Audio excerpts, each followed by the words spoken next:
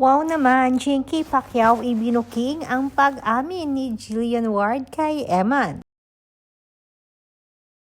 Kasalukuyang nagbabakasyon nga ang Team Pacquiao sa California, USA. Ilang linggo na rin silang namamalagi doon. Ito ay dahil na rin sa naging laban kamakailan lamang ng isa sa mga anak ni Manny Pacquiao na si Jimwell, na hindi naman binigo si Manny at ang buong Team Pacquiao dahil naipanalo nito ang kanyang laban. Sa mga naglalabasang photos at video clips na naipost si Jinky sa kanyang social media account ay madami ang natuwa sa naging pag-i-spoiled at pagsha-shopping nito sa kanilang unang apo. Reaksyon nga ng mga netizens na napakaswerte di umano ng apo nila na si Clara.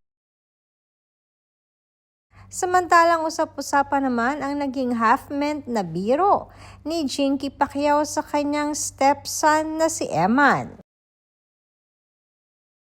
Bagamat babago pa rin silang nagkakakilala ngayon, ay nakakatuwa naman ang naging mga biro ni Jinky dito.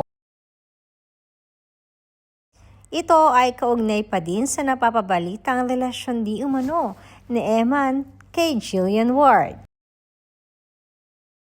At ngayong napakadalas na nilang nagkakasama dahil sa kanilang mga projects, ay madami ang nagsasabi na pagkakataon na nga ito ni Eman para lalo silang maging close ng aktres.